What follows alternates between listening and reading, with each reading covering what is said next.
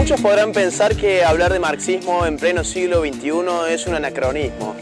El muro de Berlín ya cayó, la Unión Soviética se hizo trizas, pero sin embargo, la verdad es que los pensamientos del marxismo clásico siguen dando vida al pensamiento intelectual y práctico de la nueva izquierda de hoy, que se hace llamar postmarxista y que nosotros llamamos marxismo cultural. Para comprender esto hay que entender que Marx tenía una filosofía de la historia bien clara. Para Marx, la historia del hombre era la historia de la lucha de clases. La última gran lucha entre las clases iba a ser entre la clase obrera y la clase de los burgueses. La primera iba a aplastar a la segunda y iba a traer la sociedad del comunismo a nuestras tierras y el fin de las clases como tales. Asimismo, Marx tenía una teoría social que podría ser representada con la forma de una casa de 2 pisos. En el primer piso de esta casa social, Marx ubicaba todo lo que tenía que ver con la economía, las relaciones de producción y las fuerzas productivas fundamentalmente. Y en el segundo piso de esta casa, Marx ubicaba todo lo demás, la filosofía, la religión, el derecho, la moral, la cultura, etc. De esto se desprendía una teoría revolucionaria bien clara. Para hacer estallar esta casa había que hacer estallar el primer piso, porque si hacían estallar el segundo piso, el primero se mantenía intacto. Entonces, pelearse a un nivel cultural para el marxismo clásico era como pelear contra un fantasma, contra un mero reflejo. Este paradigma mostró rápidamente sus fallas. Por un lado, la revolución del marxismo llegó no a Inglaterra, no a Francia ni Estados Unidos, es decir, no llegó a las sociedades del capitalismo industrial avanzado, sino a la Rusia feudal. Y por otro lado, los obreros en los países capitalistas avanzados empezaban a experimentar condiciones de vida cada vez mejores. Ya no eran los mismos obreros de los cuales Marx hablaba en su tiempo. Ya no eran aquellos que no tenían nada que perder más que sus cadenas. Los obreros de ese momento, de la primera y segunda mitad del siglo XX, tenían mucho para perder. Su casa, su automóvil, su televisor, etc. Estaban más preocupados por cambiar el automóvil que por cambiar el mundo. Entonces, esto llevó a muchos teóricos del marxismo tradicional a empezar a repensar los postulados básicos de la teoría marxista. Podemos citar, por ejemplo, el caso de Antonio Gramsci, quien empezó a darle una mayor importancia a la cultura y empezó a hablar del rol de los intelectuales en la configuración de la hegemonía. Podemos hablar también de la Escuela de Frankfurt, que incorporó la teoría psicoanalítica de Freud para explicar no ya la explotación del capital, sino la opresión cultural. Y finalmente, más aquí, en nuestros días, podemos hablar del propio Ernesto Laclau, que dejó a un lado inclusive a la clase obrera como sujeto revolucionario arquetípico del marxismo clásico, para hablar sobre la necesidad de construir nuevos sujetos de la revolución, que incluyen a feministas, indigenistas, ecologistas, etc. El resultado de estos movimientos teóricos es sencillo. Hoy tenemos una nueva izquierda, un marxismo cultural, que ya no habla más de revoluciones armadas, sino de revoluciones graduales y pasivas, que ya no habla más de lucha de clases, sino de luchas culturales, y que ya no intenta expropiar los medios de producción, sino que busca expropiar la cosmovisión del hombre.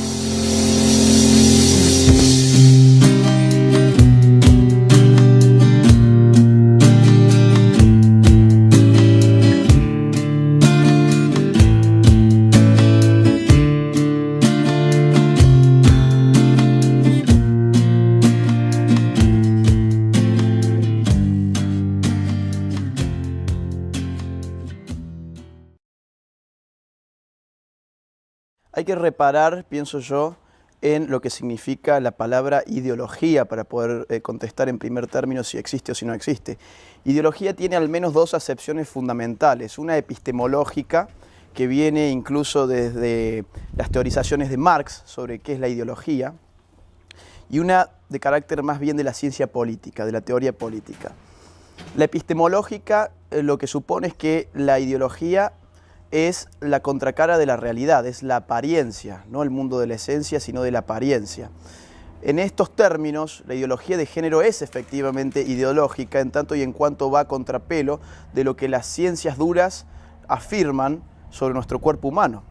Lo que la medicina, la biología, la morfología, la anatomía, la fisiología, la neurología, la psicología biológica hablan sobre qué es la sexualidad humana, cómo se compone, cómo opera, cómo funciona, va a contrapelo de los postulados de la ideología de género, que ¿cuáles son? Están resumidos en aquella frase de Simone de Beauvoir en El segundo sexo de no se nace mujer, llega uno a serlo. Aquí es un punto de inflexión que lo que marca es que la sexualidad en todo caso no es un dato de la naturaleza, sino que es una construcción de la sociedad.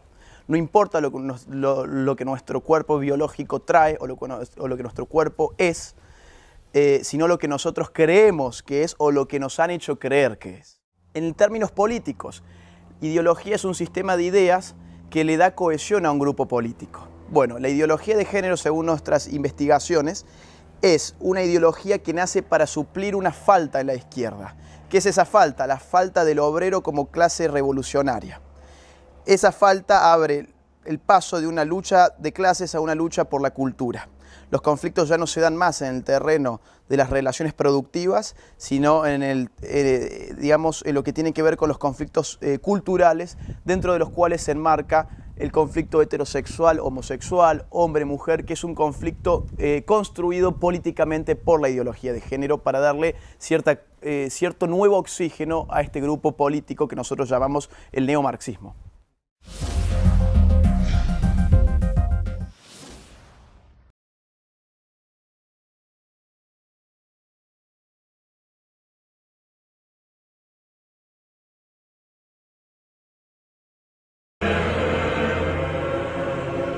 La vida de todo ser humano comienza como hembra.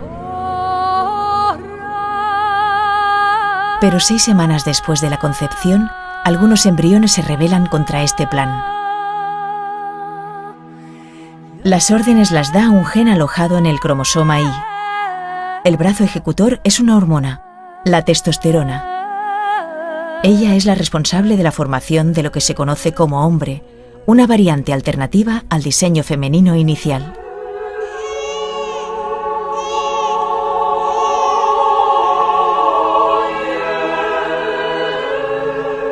Tras el nacimiento, el recién estrenado varón vive una adolescencia infantil.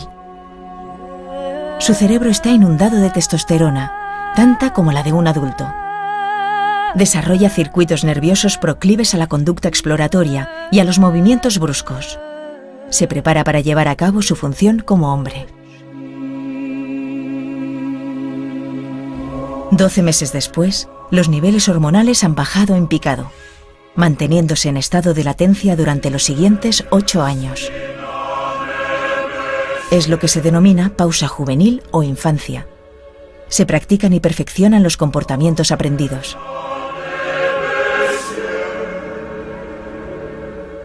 A partir de los 9 años de edad, una nueva explosión de testosterona tiene lugar.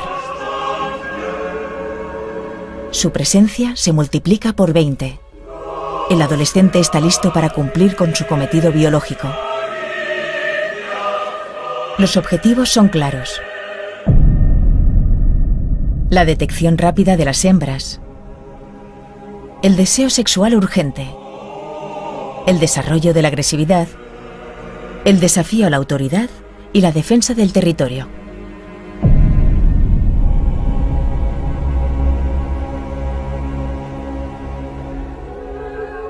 Con la madurez, la testosterona sigue alta, pero estable. Aparecen nuevos retos para el varón, como el éxito social y la búsqueda de una hembra con la que aparearse y formar una familia. Una vez conseguidos ambos, la hormona ya no es tan necesaria y sus niveles disminuyen de forma progresiva. Otras hormonas menos masculinas recuperarán entonces el terreno que habían perdido muchos años antes incluso de nacer. El cerebro del hombre se vuelve ahora más receptivo al afecto y menos agresivo. En pocas palabras, más femenino. Justo como había sido en el útero de su madre.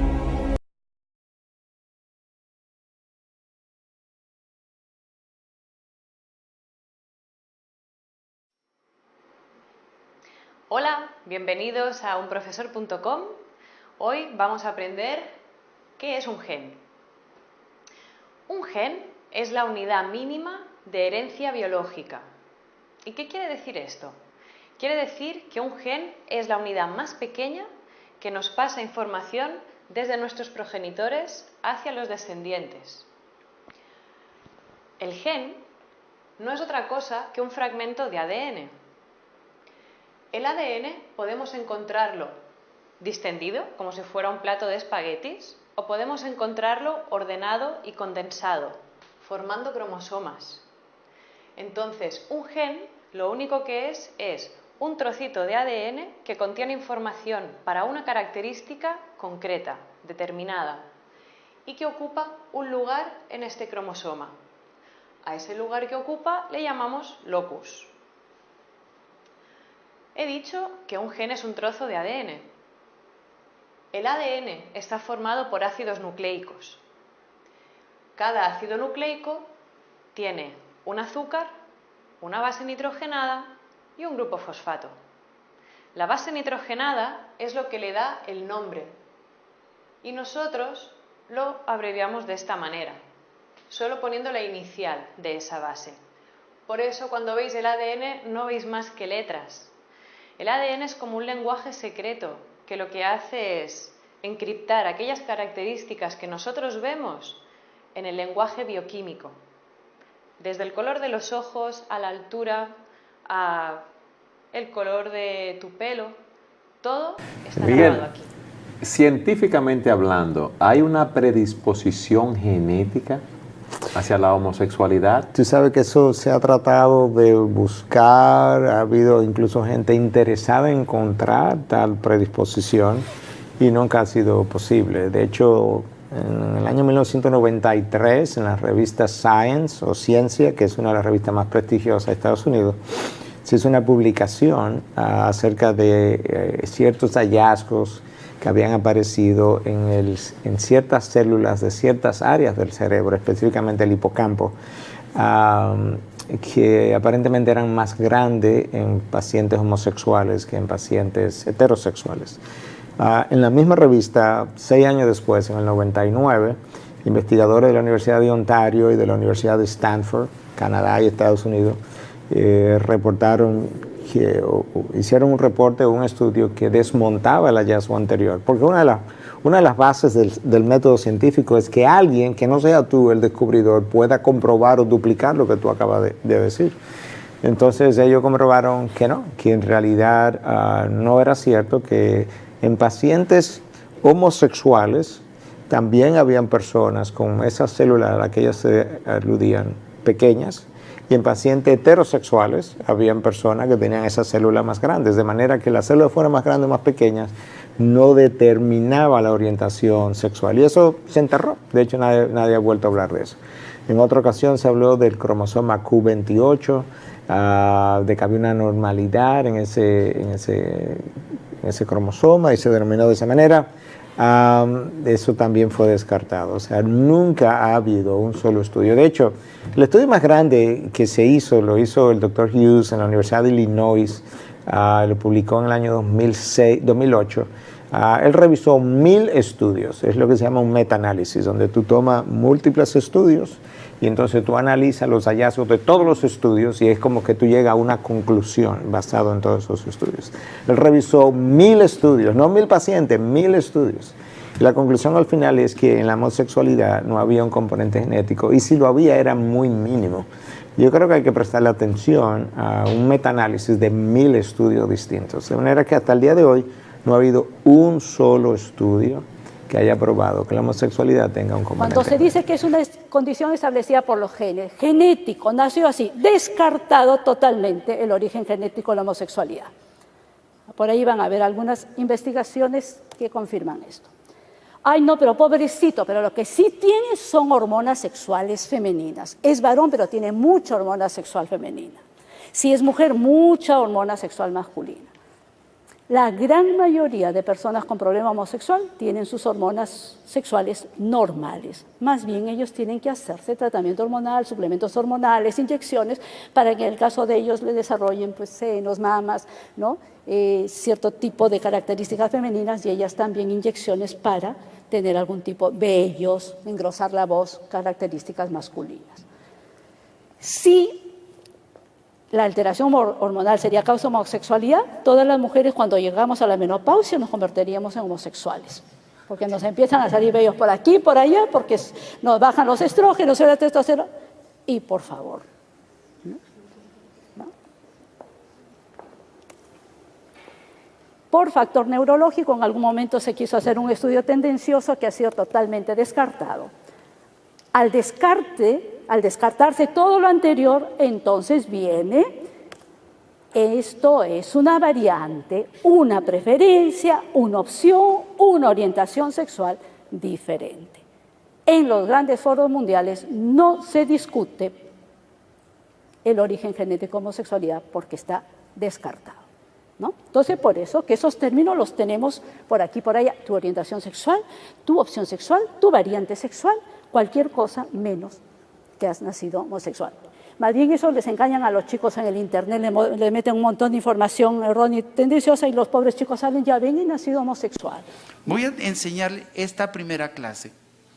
Ok, les voy a mostrar 4 verdades básicas sobre el tema de la homosexualidad. Anótelas, grábelas. 1. No se da por causas biológicas, nadie nace homosexual. Punto número 2, la homosexualidad tiene origen psicológico. Punto número 3, la homosexualidad es absolutamente reversible. Usé la palabra reversible para que no poner sanable y echarme toda la conferencia que dije que no me voy a echar. Entonces es reversible. Y la heterosexualidad es desarrollable. Es un concepto nuevo, ¿no? Nadie se lo había explicado. Habíamos pensado que la heterosexualidad se da porque sí y no. Hay una serie de pautas para que nosotros desarrollemos lo que somos.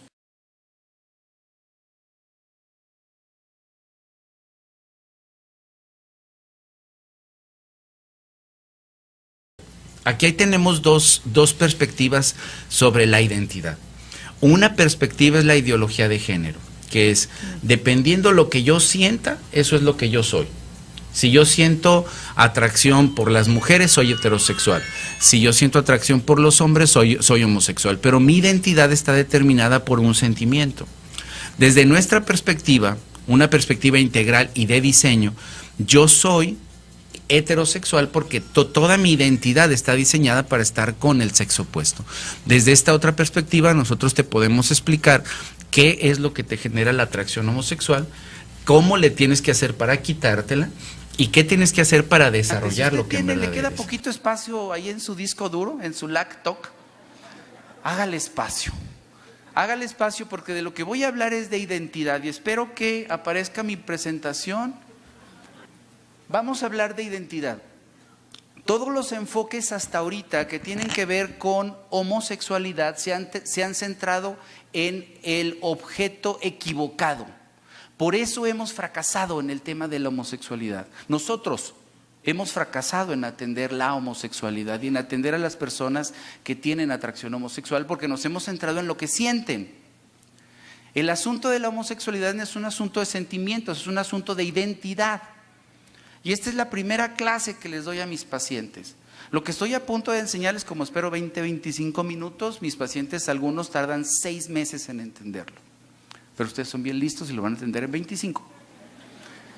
La primera es, nadie pidió o eligió la homosexualidad. Y esto aquí entre nos. Nosotros no entendemos cabalmente eso. Y no lo hemos entendido por lo que decía antes, no nos han enseñado terminología. Cuando nos dicen es una preferencia, entonces nosotros decimos prefiere otra cosa. Pero si usted va con una persona que se dice homosexual y le pregunta, ¿por qué elegiste homosexualidad? Dice, yo no lo elegí.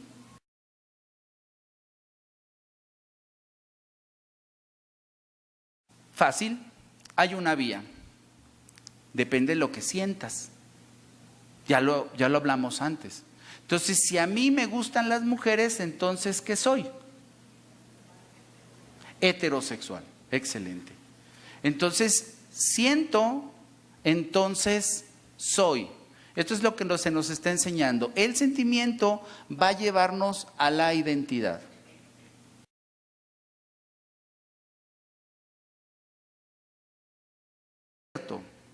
Si lo que le estoy diciendo es que las cosas son independientemente de lo que sientan.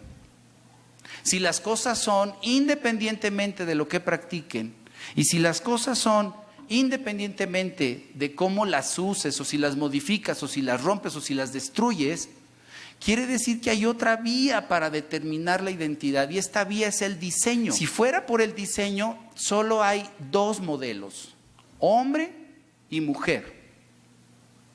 Litro y litro y medio, si quiere.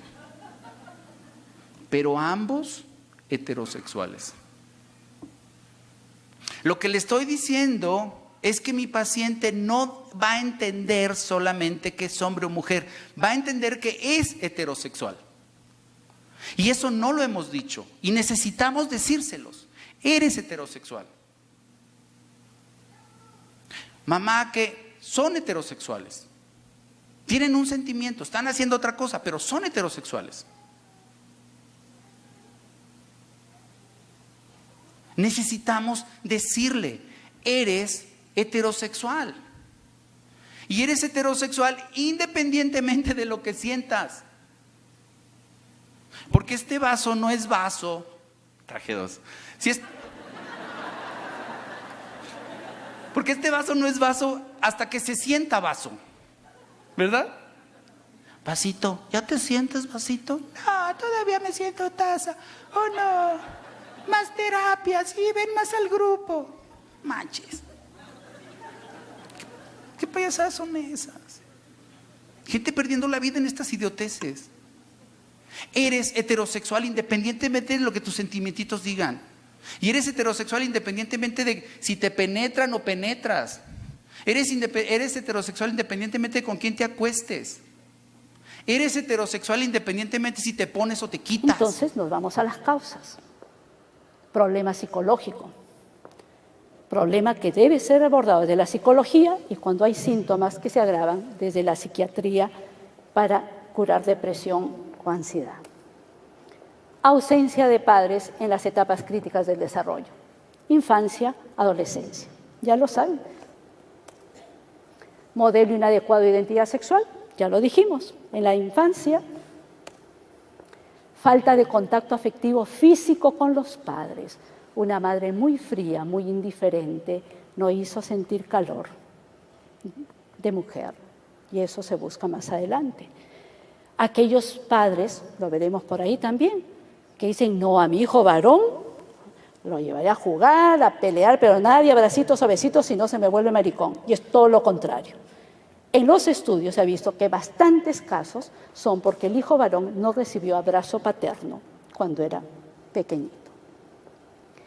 La tríada familiar, un padre débil, una madre dominante y un hijo hipersensible. Bastantes casos de homosexualidad por este factor.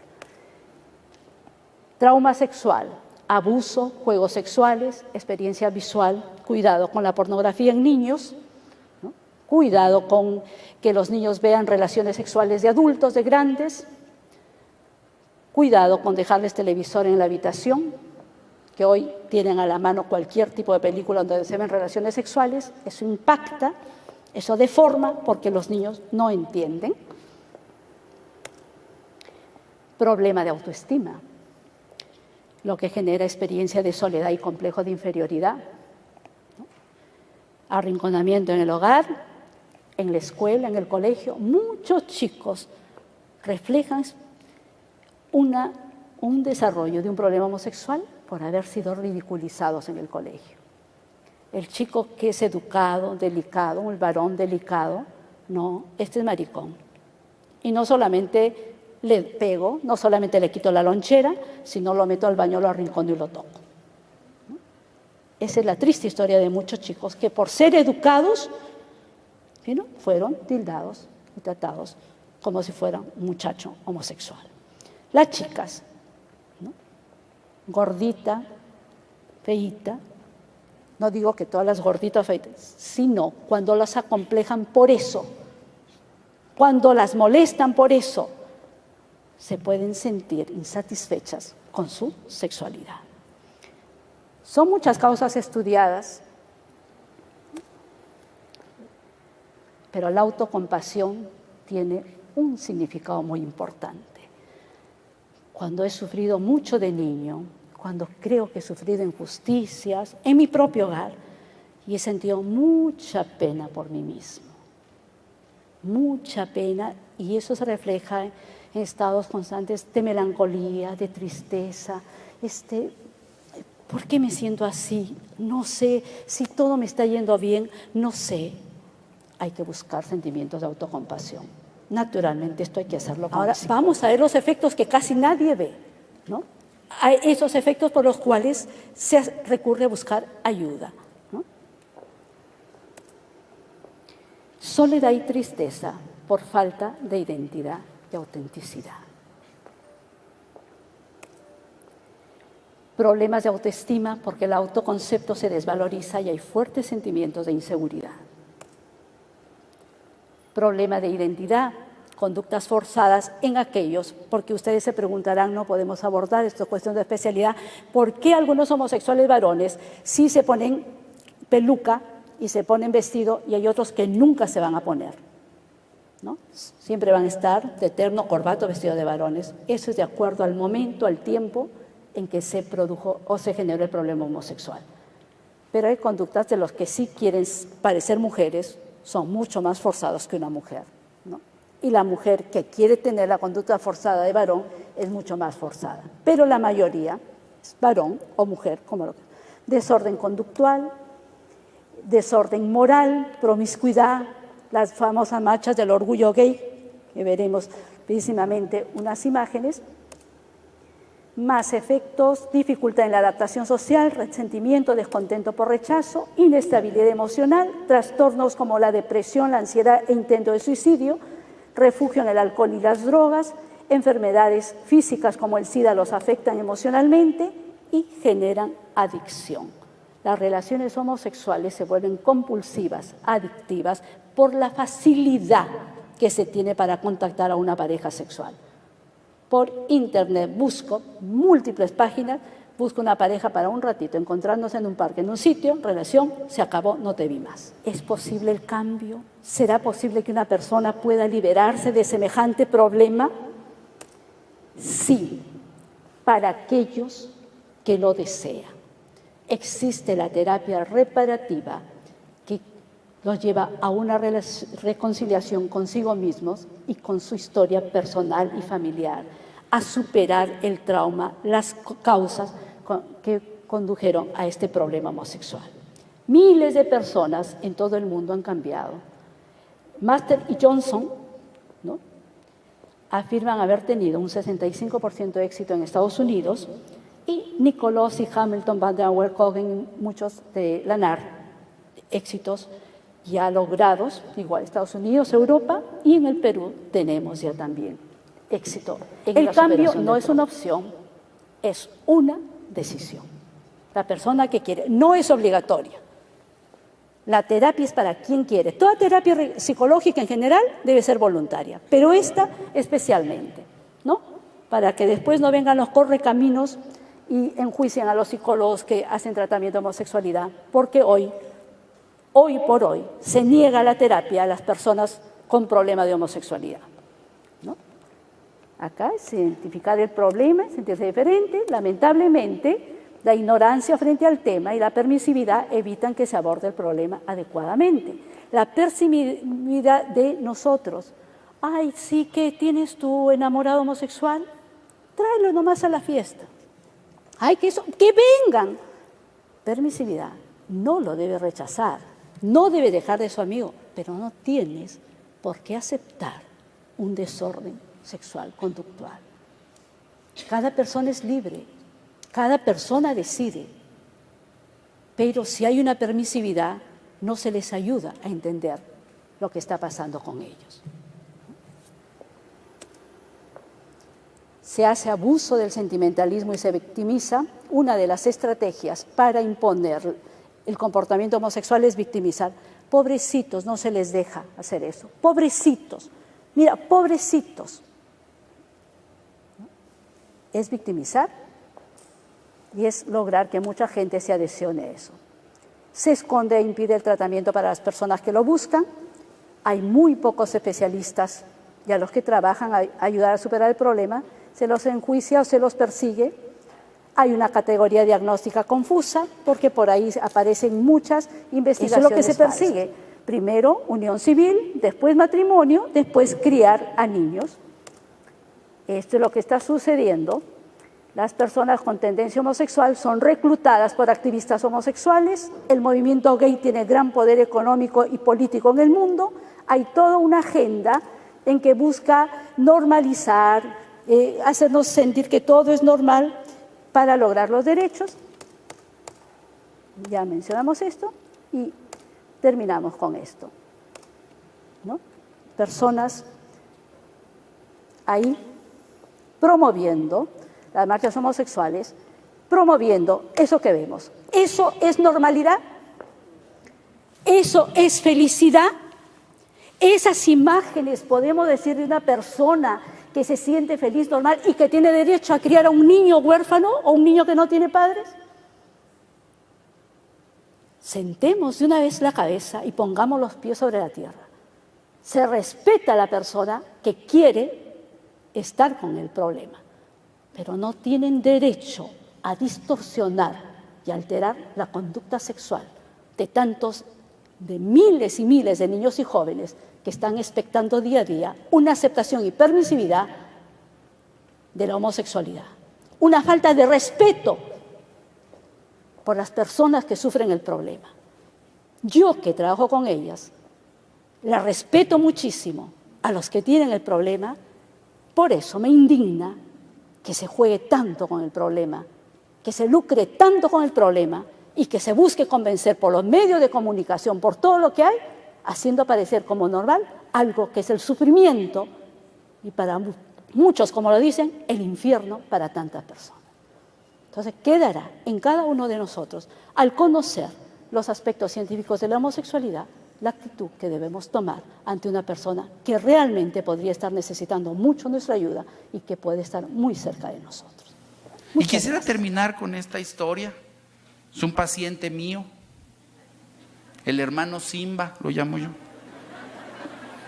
Algunos de ustedes lo conocieron. Tenía a su papá Mufasa.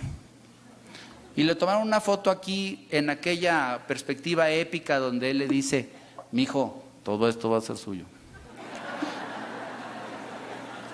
Y Simba dice: ¿y usted cómo sabe? ¿Ahí estaba? ¿O qué? ¿Cómo supo que? Y entonces el Simba dice: ¿y la Cheyenne, papá? Y el Mufasa le dice: no sea payaso, mijo, no sea payaso, no se meta con la Cheyenne. El buen Simba, un buen día, el tío maldito, el Scar, partido opositor, ya sabes, ¿no? Entonces él le hace un golpe de estado y habla con las vacas locas atropellan al Mufasa, al papá, y se acaba Mufasa. Y en ese evento trágico es la causa. Ese evento trágico produce una serie de cosas y de lesiones en Simba, y entonces Simba alberga un sentimiento: culpa. Y entonces el buen Simba, obedeciendo a sus sentimientos, creyendo que sus sentimientos le dan identidad, se nos va a la perdición, se nos va a la selva. Y se junta con gente que no se debe de juntar, y hace cosas que no debe hacer, y traga cosas que no debe de tragar. Viscosas pero sabrosas, ¿se acuerdan? Y ahí está Simba, viviendo una vida que no debe vivir, haciendo cosas que no debe hacer y asociándose con personas que no se debe asociar y jurándonos que es feliz, cuando en verdad es un herido que está buscando huir desesperadamente de sus heridas, porque no le hemos dicho que hay solución a sus heridas. Y aunque esté cantando el salmo ese de Hakuna Matata, él está perdido. Y un día llega el loco de la selva, ¿verdad? Llega el brujo loco y le dice: tú tienes un problema de identidad, tú no sabes quién eres. Y entonces Simba dice: ¿y a poco tú sí? Y el Rafiki le dice: sí, tú eres el hijo de Mufasa. Y entonces Simba medio se le caen los choninos, se lo sube y le dice: ¿conociste a mi padre? Dice: no. conozco a tu padre. Yo lo conozco.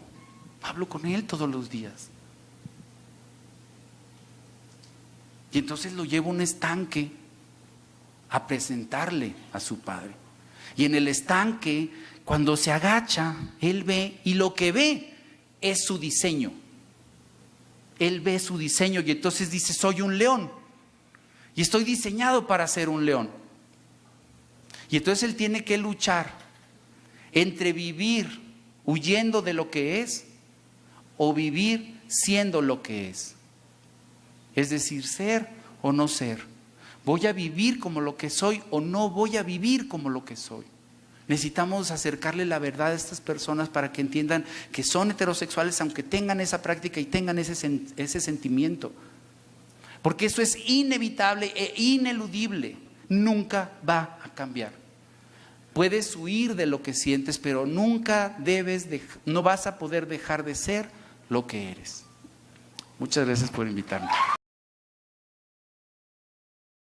La ideología de género dice que los hombres y las mujeres no son diferentes, que las diferencias que se dice que tienen son fruto de la educación y las convenciones sociales, que se puede elegir si se quiere ser hombre o mujer, y que la biología no tiene nada que decir.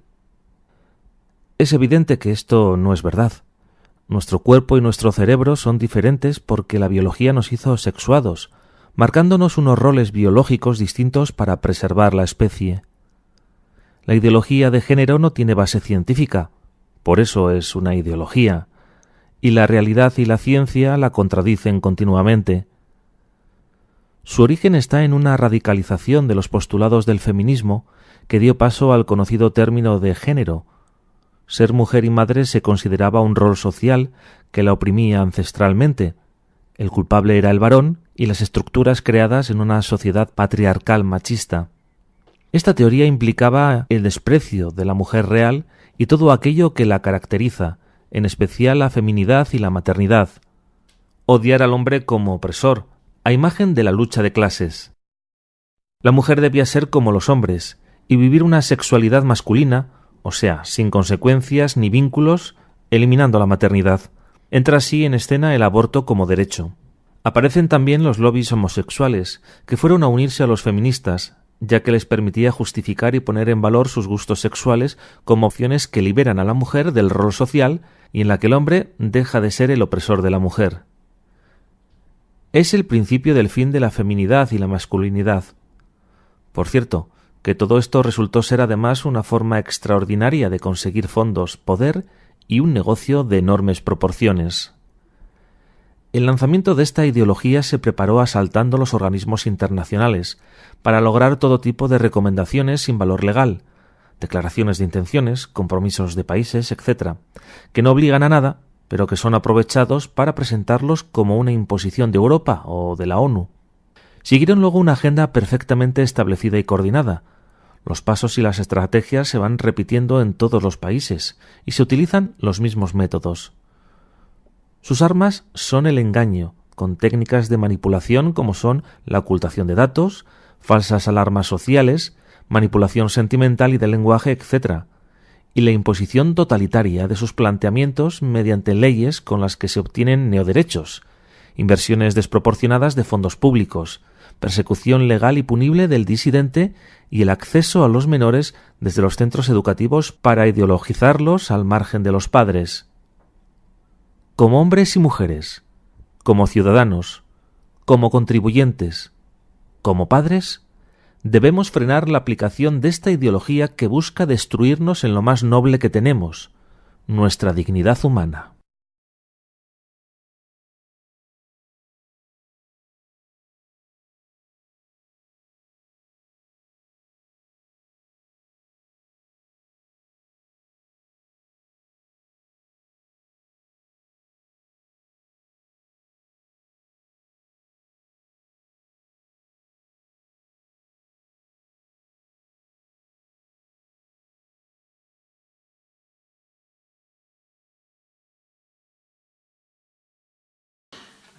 ¿Vuelve a estar la masonería en la Revolución Comunista? Claro que sí.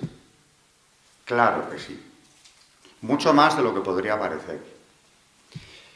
Porque la Revolución Rusa, como digo, se divide en 3 etapas. Aprovechando que el zar está en el frente, bueno, pues tienen ocasión de, primeramente, una revolución en febrero del 17, que es la Revolución Liberal, la que no habían tenido en Rusia nunca. Toma el mando un liberal, que es el príncipe Lvov, y proclama algo parecido a un régimen liberal en Rusia, pero este régimen cae enseguida porque viene la segunda revolución, ya en julio, que es la socialista de Kerensky. Kerensky es un socialista bastante radical, masón, que forma un gobierno en el que, salvo 2, todos los ministros pertenecían a logias. O sea que en la segunda fase, las 2 primeras, pero sobre todo la segunda fase, ya es una revolución masónica, pues como las que se habían vivido en la Europa del siglo anterior. O más. En cuanto al porcentaje, más. Ya tenemos ahí una primera introducción al tema. Falta la tercera, la comunista. Vamos a ver cómo se dio, porque es interesante. Pero yo cito también en mi libro algo que publicó a finales del 19 un masón converso, del que ya habré hablado seguramente aquí, Mariano Tirado Rojas, que publica un ritual del grado 33 practicado entonces, donde al que se iniciaba se le cuenta lo siguiente, es decir, hacia qué mundo tienen que ir los que ya llegan a ese grado altísimo dentro de la masonería. Cito textualmente: los 3 infames asesinos de nuestro gran maestro son la ley, la propiedad y la religión. Parecería chocante que una organización que se ha movido tanto por intereses económicos, que los tiene controlados en tan gran medida desde que existe, hable de la propiedad como uno de los enemigos infames, asesinos infames, de nuestro gran maestro. Hipotético gran maestro, claro. Bueno, primeramente habla y dice la ley porque no está en armonía con los derechos del hombre aislado. La propiedad porque la tierra no es de nadie. En el grado 33, donde se iniciaban un porcentaje descomunal de banqueros, los más ricos del mundo. Vaya, les informan de que la tierra no es de nadie. Eso ya estaba en la Revolución Francesa, concretamente en el grupo que se llamó el Club del Panteón, que era comunista abiertamente ya en cuanto al reparto de la tierra. Y sus productos, sigue diciendo el ritual, pertenecen a todos, en la medida para cada uno de las verdaderas necesidades de su bienestar. Así que en el grado 33 se encontraban con una declaración de comunismo clara y abierta. Aquellos millonarios, generales, políticos, que conocemos también por la historia del 19, pasaban por esto. Bueno, primera contradicción, que puede llamarnos la atención poderosamente, pero que no va a ser la única sorpresa de hoy. Y luego, claro, añade, la religión, el tercer infame asesino. Porque las religiones no son más que las filosofías de hombres de talento que los pueblos han adoptado bajo condición expresa de que vengan a constituir un aumento de bienestar para ellos. Es decir, una falacia de hombres de talento que han ido inventándose creencias religiosas. También esto estaba en la Ilustración francesa. En el 18 ya se publicó en París un folleto masónico en su origen que decía, que se llamaba como título Las tribus de los impostores, que en la tapa llevaban una caricatura de Cristo, Mahoma, Moisés, todos impostores, todo un invento. Bueno, pues esa tesis ya estaba en la Ilustración, aquí aparece en el grado 33 con toda claridad, y sigue diciendo, ni la ley, ni la propiedad, ni la religión pueden, pues, imponerse al hombre, y como le aniquilan, privándole de sus más preciosos derechos, son asesinos contra quienes hemos jurado ejercer la más ruidosa venganza, enemigos a quienes hemos jurado una guerra a todo trance y sin cuartel. De estos 3 infames enemigos, concluyo la cita ya, la religión deberá ser el objeto constante de nuestros mortales ataques, porque un pueblo jamás ha sobrevivido a su religión si lo sabrían ellos de bien.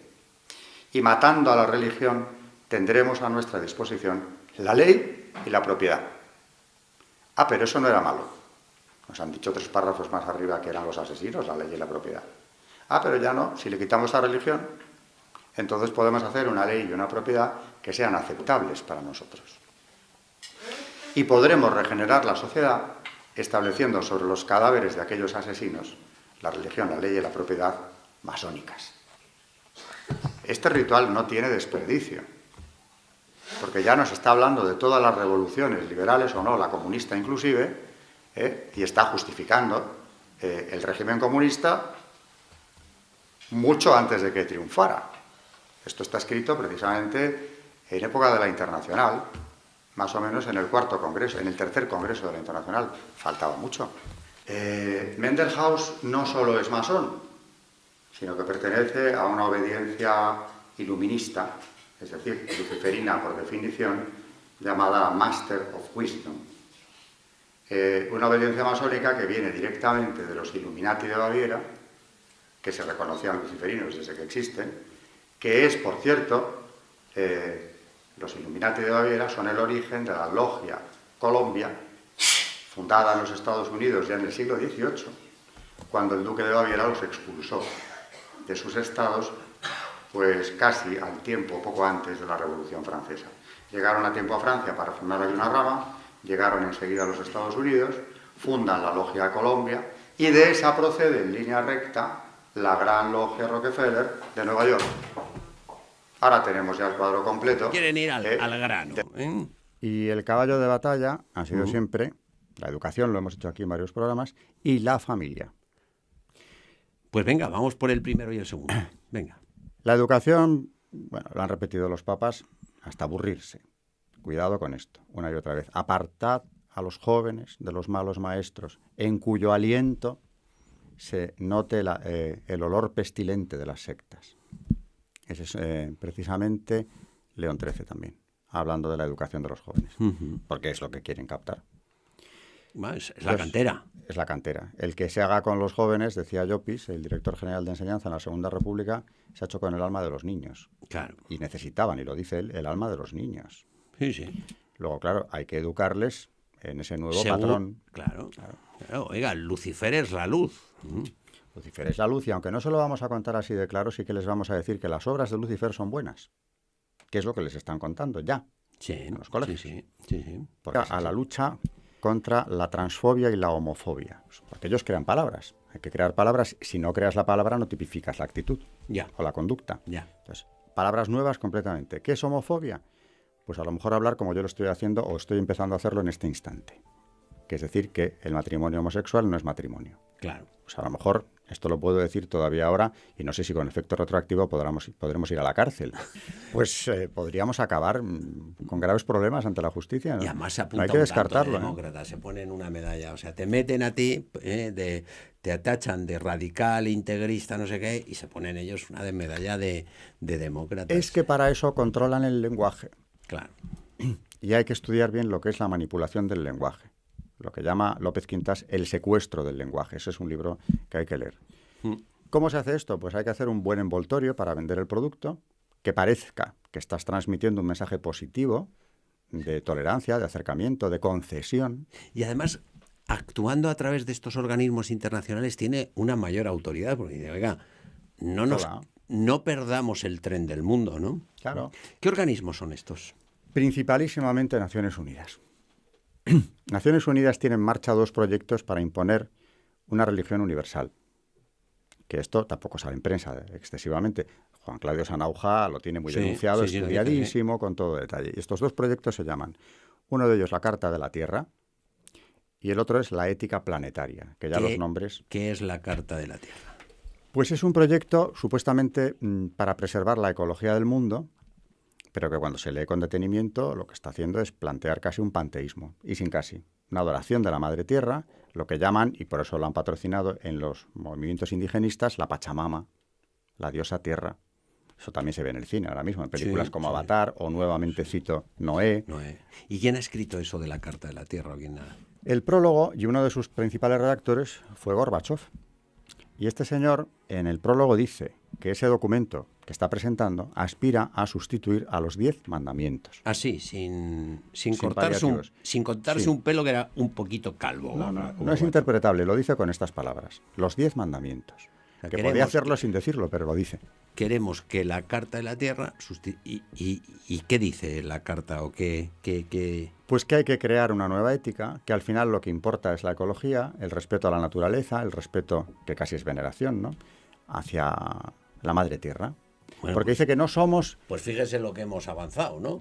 De las tribus primitivas que adoraban al rayo, al monte. Pues por eso en Hispanoamérica les están metiendo esto del indigenismo con la búsqueda de las religiones, supuestamente, que las están inventando, precolombinas, la adoración de la Pachamama, el invocar a los espíritus de los Andes y cosas por el estilo. El espíritu de los Andes. El espíritu de los Andes. Eso ha habido proclamaciones de presidentes que han ido a invocarlos, a los Andes en su vida. Eso me lleva a pensar en lo que han denunciado los últimos papas más de una vez, y era de las denuncias más fuertes. La qué se dictadura refiere? del relativismo. Ah, claro.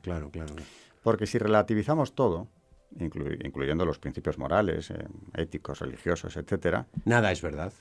Todo es cuestionable. Todo es cuestionable. Mi verdad y su verdad. Hay 80.000 verdades, las que sean, y no es verdad, hay una sola. Eso por un lado. Claro, si nada es verdad, puedo renunciar a lo mío. Claro, además, ¿por qué voy a obstinarme yo en defender cualquier principio? Con lo cual, buen rollito. Buenismo. Buenismo. Relativismo en vena. Que eso, como digo, nos lleva en esta dirección. Les es utilísimo el relativismo. Por eso los papas han insistido en esto tanto. Y lo han llamado dictadura. Porque esa dictadura lo es. Sí, porque aparentemente lo de el buen rollito dice, no, pues si esto es para llevarnos bien. Claro, ¿cuál es el problema? Que cuando no hay normas, alguien la dicta. Porque sin normas no se puede funcionar. Claro. Y entonces, claro, ahí viene el... Y el día que un profesor, como le pasó a don Aquilino Polaino, dice que lo de la homosexualidad se podría tratar como una patología, lo quieren meter en la cárcel. Y llegaremos mucho más lejos en ese camino, que está empezando. Y en cuanto a los derechos humanos que Naciones Unidas se supone que defienden, cosa que no hacen, porque el de la vida desde luego no, en absoluto. Hay solo un tratado que Sanauja tiene muy analizado, el Tratado de los Comités, firmado en Ginebra en 2001, que son los Comités de los Derechos Humanos de Naciones Unidas, que contiene un párrafo verdaderamente explosivo, que como no lo conoce nadie...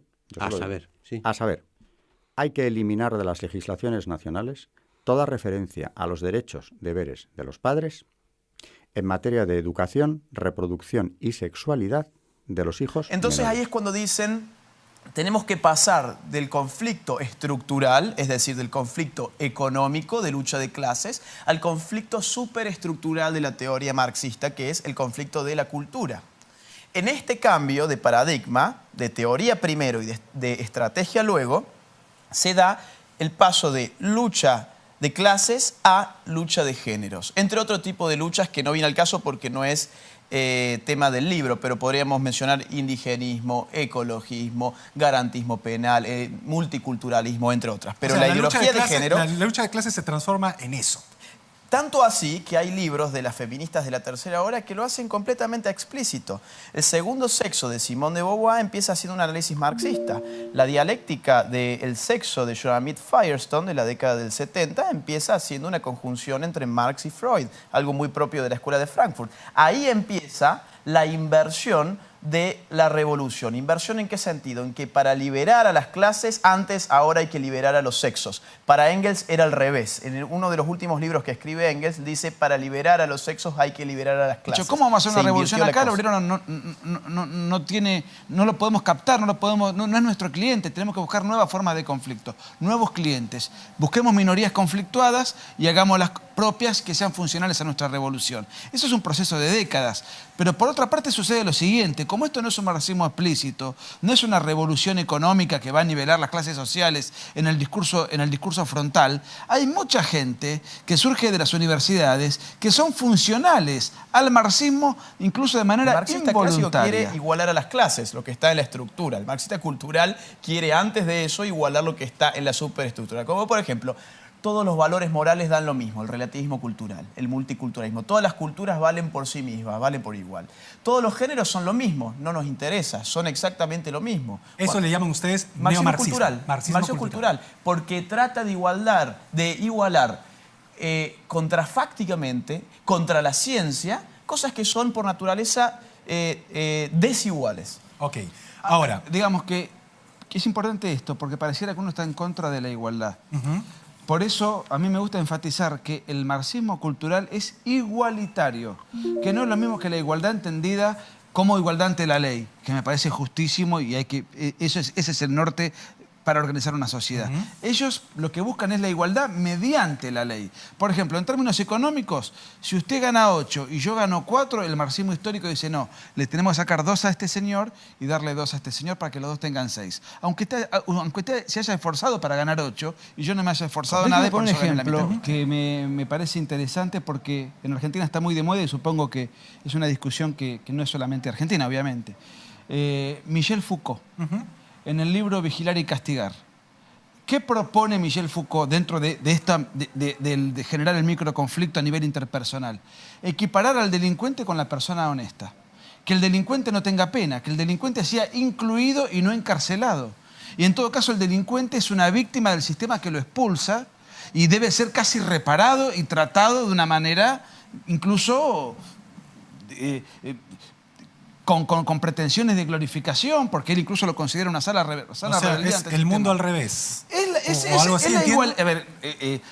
el igualitarismo. Un delincuente no puede ser lo mismo que una persona honesta.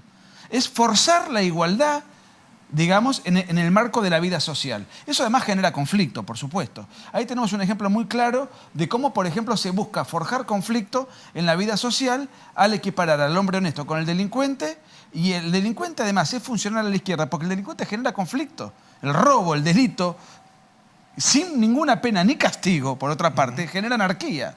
Ahí tenemos un ejemplo de otra de las variables. Lo que ustedes están en contra es que el Estado asuma una concepción ideológica determinada. No hay ideología de género sin Estado, porque la ideología de género es tan contraria al sentido común que no se puede implementar si no es con arreglo al uso de la fuerza. En Europa estamos viendo a los estados intrometerse incluso en la manera en que hablan las personas. Le voy a poner un caso. Inglaterra, hace 2 semanas llegó a una clínica una mujer que fantasea ser hombre con una panza de este tamaño y los médicos le dijeron, felicitaciones señora, usted va a ser madre. Y la señora dijo, ¿cómo madre? ¿Cómo señora? Si yo me autopercibo como hombre. Ella está en el derecho de fantasear ser, si quiere, Superman. A mí no me importa. El gran problema es que la ideología de género ahí opera ¿de qué manera? Pidiéndole al Estado que los médicos, ahora por una guía oficial, ya no pueden utilizar más la palabra mamá, papá, hombre, mujer. Los médicos no pueden usar la palabra hombre y mujer. Acá hay una guerra cultural y la guerra cultural se explica a través del uso del lenguaje. ¿Sí? Yo voy a poner un caso que se está dando ahora. La pedofilia ahora se está llamando en muchos países sexo intergeneracional. Los pedófilos se están llamando a sí mismos ahora boy lovers o child lovers.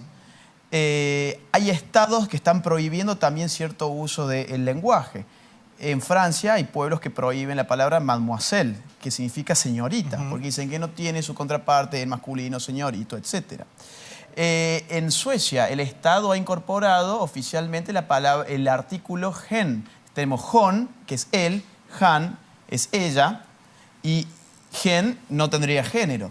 ¿Qué hace el Estado manipulando la manera en que nosotros hablamos? La lengua es lo más espontáneo que tenemos, no hay un creador de la lengua. Es el fruto de las interacciones sociales a través de los siglos.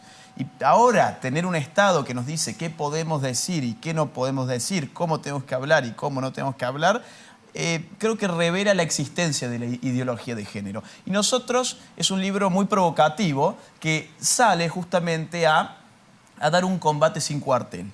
Y quizás las palabras que utilizamos tienen también que ver con eso, con el entendimiento de que esta es una lucha también por el lenguaje.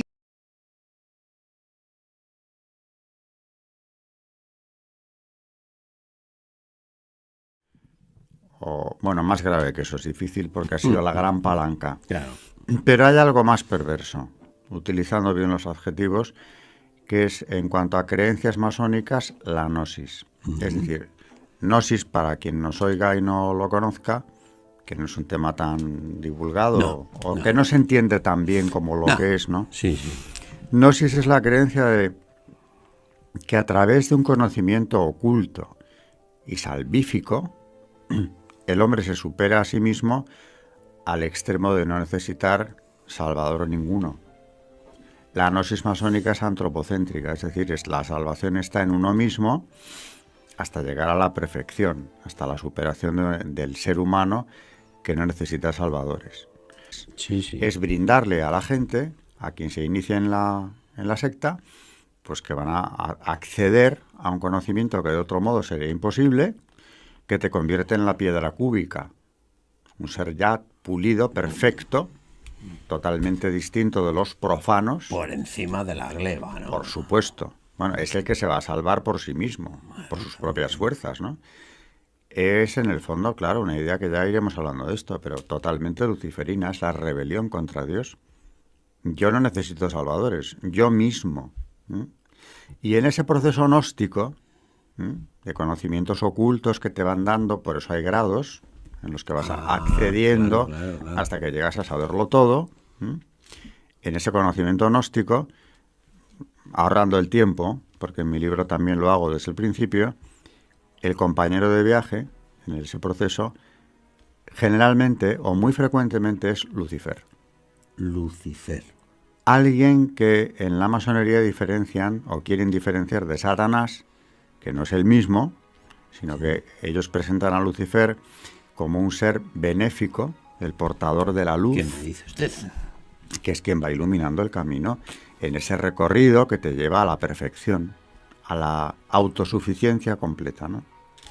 Así que, cuidado, eso de que todas las religiones nos da lo mismo unas que otras, aquí cabe todo, al final adoramos ¿a quién? Pues al gran arquitecto del universo, que es el Ser Supremo, ese Dios, bueno, ya hablaremos de él también, ¿no? Más.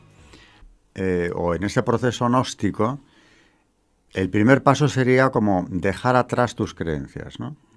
Si estabas adherido a una verdad, fuera. Abre los ojos, eso no existe.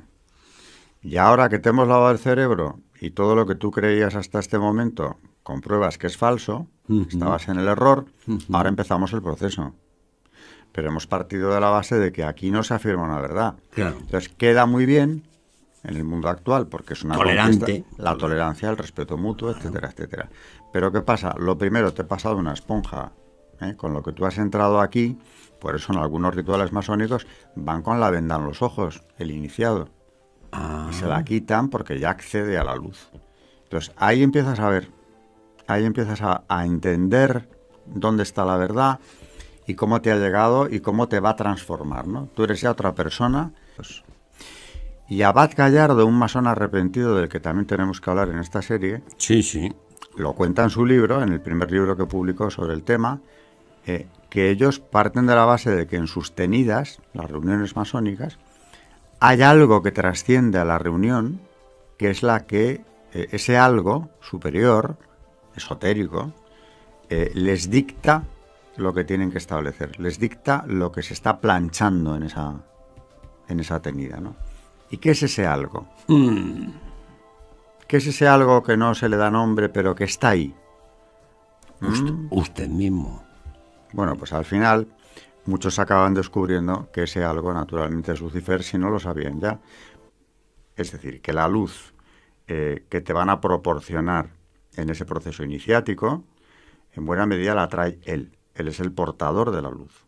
Por tanto, no es Satanás, lo quieren diferenciar como otra criatura, digamos, o una entidad diferente a Satanás, que es el que trae la luz.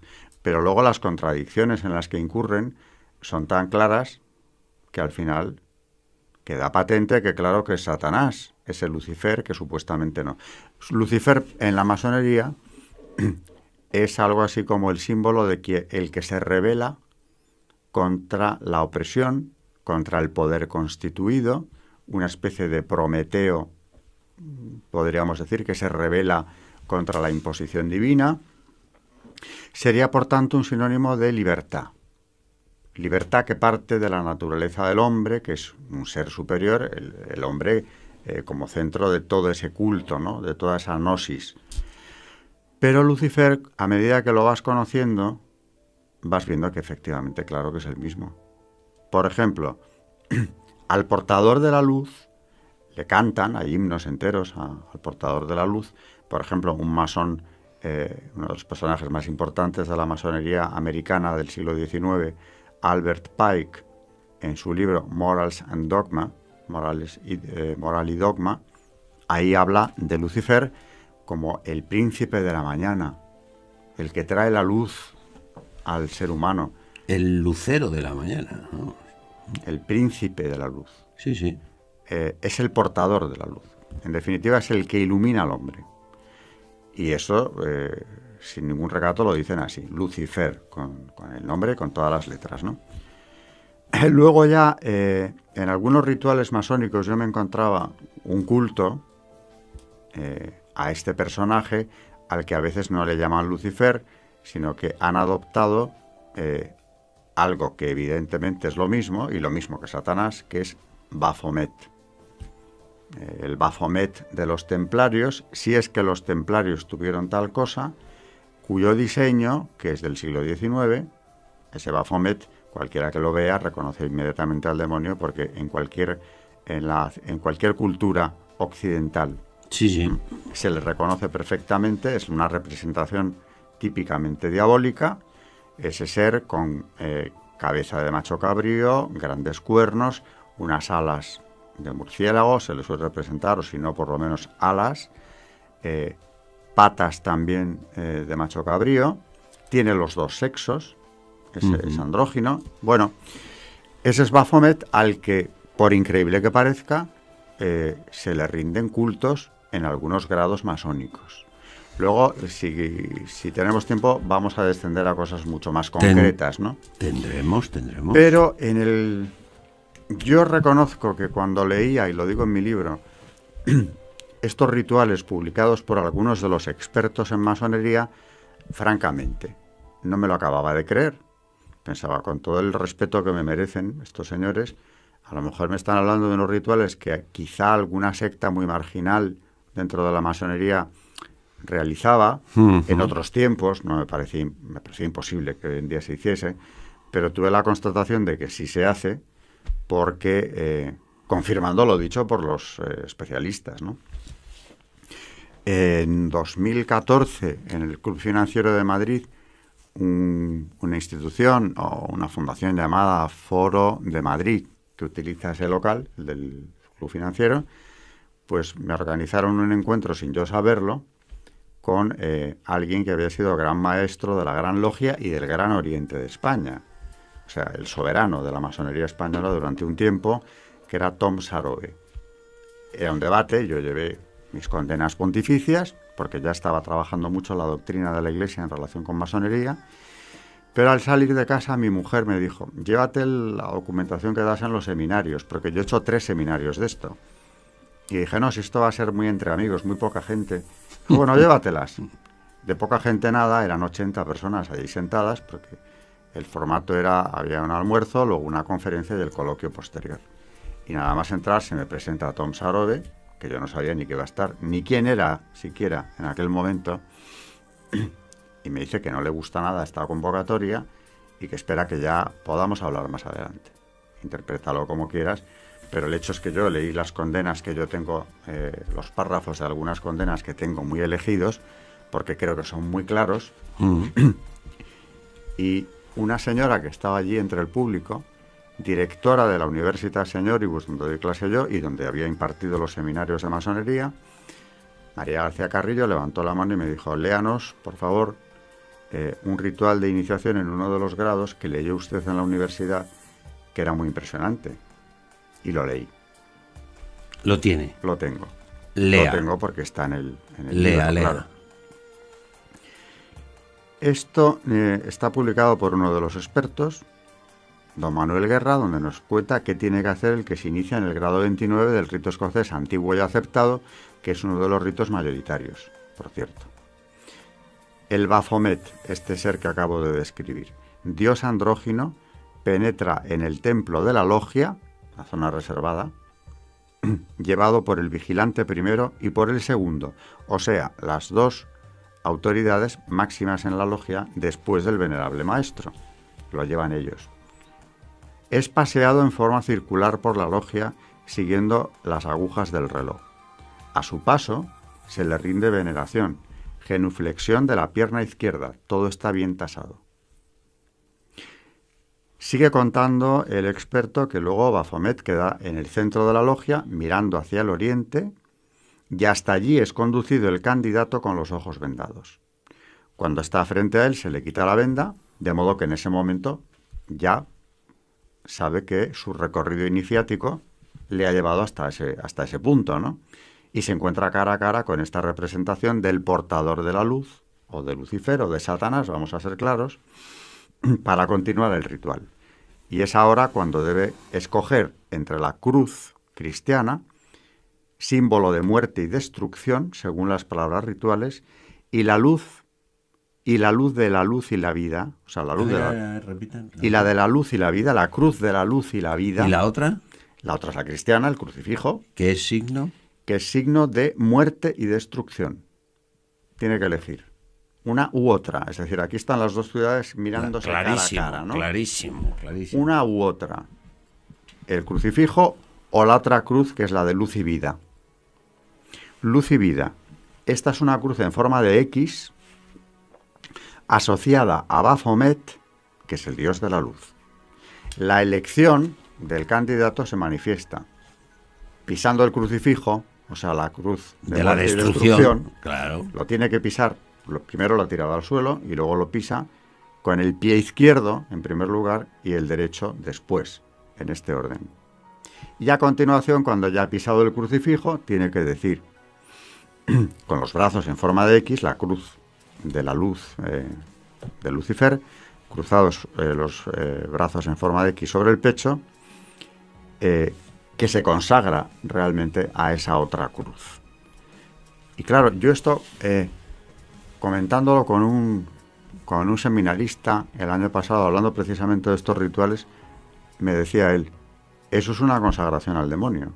Claro. Lo que me estás contando ahora mismo es una consagración al demonio. Por eso me pregunto yo retóricamente, y no tan retóricamente, me pregunto de verdad, ¿sabrán o serán conscientes quienes realizan esto que se están consagrando al demonio? Luego, si quiere, hablaremos de la relativización del demonio y de su presencia en la vida actual. Pero es que no he acabado con los rituales. Muy similar a este que acabo de describir es el de la iniciación en el grado de caballero masón sexto de la Orden Illuminati. Esto es igual o más fuerte. Se coloca el candidato de pie tras el altar, que está cubierto con el paño negro, velas rojas encima e incienso encendido, el mayete, la cruz. El mayete es el mazo con el que se van cambiando los tiempos, o sea, se van marcando algunas ceremonias masónicas. Con los brazos hacia el cielo en forma de V, exclama, a la gloria del gran arquitecto del universo, Baphomet. No lo digo yo, lo dicen ellos. Luego, en este grado, desde luego, le están llamando al el gran arquitecto del universo, lo identifican ellos abiertamente con Baphomet. Claro. No es una interpretación propia, ¿no? Y también de los superiores desconocidos y de la Orden Illuminati. El ritual sigue exponiendo la ceremonia, es lo siguiente. Baje las manos, coja la cruz cristiana, el crucifijo, tírelo al suelo delante del altar, cruce los brazos, el derecho sobre el izquierdo, en el pecho en forma de X, con el mayete en la mano derecha, y exclame, que esta cruz, como símbolo de la muerte y de la destrucción, desaparezca del mundo, que la luz de Baphomet la suplante. Gloria a ti, Dios verdadero Baphomet, el Dios de la luz y de la iniciación. Fin del ritual. Esta ceremonia se repite con las mismas palabras y gestos al comenzar la iniciación también del grado iluminado dirigente noveno.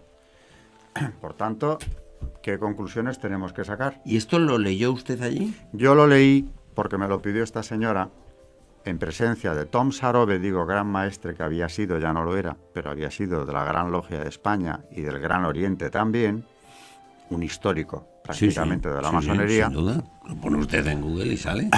Y yo, mientras lo leía, pensaba, esto sí que es una situación muy violenta, porque le estoy leyendo a este señor algo que en público, al menos hace un tiempo, hubiera causado una reacción de mucho rechazo entre la mayor parte de asistentes, ¿no? Hoy en día ya he visto yo que lo del demonio no causa tanto rechazo porque está muy presente. Pero aún así hubo gente que se quedó bastante helada.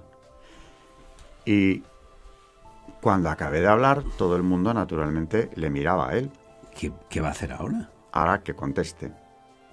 Había estado y había contestado bastante, había discutido mucho de lo que yo dije, había dicho que la masonería era, eso siempre lo dicen, ¿no?, quien trajo la libertad, la democracia. Me dijo textualmente, si un rey se ha sentado a la mesa con uno de sus vasallos, ha sido gracias a la masonería. Es decir, es la libertad, la igualdad, la fraternidad, el lema masónico de la Revolución Francesa, ¿no? Pero después de haber estado, pues, locuaz, ¿no?, en las intervenciones anteriores, después de oír este ritual, bueno, todos estos, que son 3 los que he leído, ¿no?, o el mismo casi, aplicado a 3 grados, Tom Sarobe no dijo ni esta boca es mía. Pasaba el tiempo. ¿No le desmintió a usted? No dijo nada. Permanecía mirándome fijamente, petrificado, y no dijo nada, ni bueno, ni malo, ni regular. No contestó.